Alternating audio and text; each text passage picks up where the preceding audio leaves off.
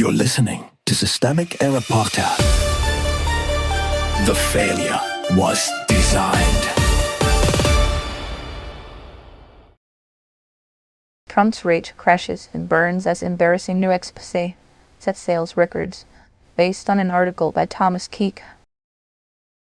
The White House tried to smother the record. It only made it sell. Power still sits with Trump. The source story is not really about a book sale. It is about a president whose return to the White House has produced enough abuse, secrecy, and internal chaos to fill a bestseller. That matters because the actual institutional power in this story is not with the reporters, the agency, or the market.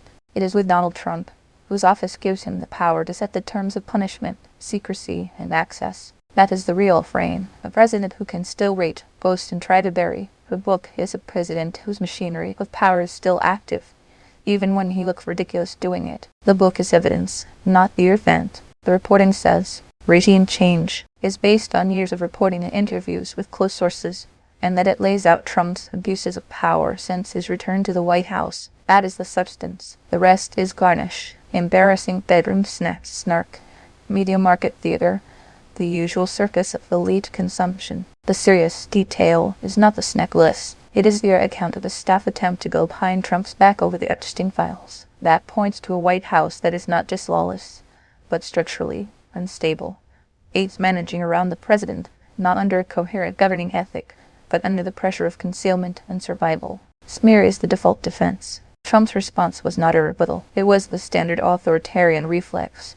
Call the reporting fake, insult the reporter, flood the zone with contempt. That is not accidental. It is a strategy for turning documented conduct into a contest of personalities. The source notes that even Trump and his team are not disputing the facts. That is the important part. The fight is not over whether the conduct happened. The fight is over whether the public can be pushed to treat documented abuse as mere partisan noise. That is the misdirection.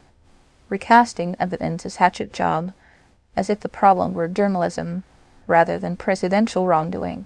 Who enabled what? The actors here are not abstract. Trump made the abuse possible by occupying the presidency and using it as a shield. His staff enabled the dysfunction by trying to route around him on the Epstein files rather than confront the rot openly. The literary industry then packages the damage into a marketable product, which is not the same thing as accountability. That distinction matters. Sales success is not democratic correction. A book can expose a regime and still leave the regime standing. Exposure helps, but exposure alone does not constrain power. It only documents how much power has already been abused. The public wants the record.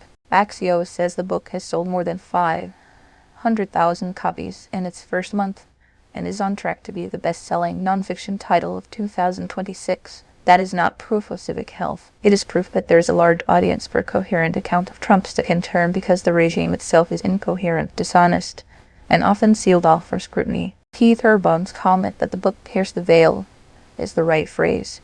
Even if he is selling a book, the appetite is not just for gossip. It is for a frame that makes sense of Trump 2.0. People can feel the structure before they can name it. The book offers names, scenes, and receipts. The system behind the spectacle. The larger pattern is familiar. Power commits the offense, power denies the offense, and power tries to convert documentation into a scandal about documentation. That is how authoritarian politics survives in plain sight. Not by persuading everyone that nothing happened, but by making the truth feel like just another opinion. This is why the story matters beyond one book. Trump's rage, his staff's evasions, and the market's appetite for the record all point to the same ugly fact.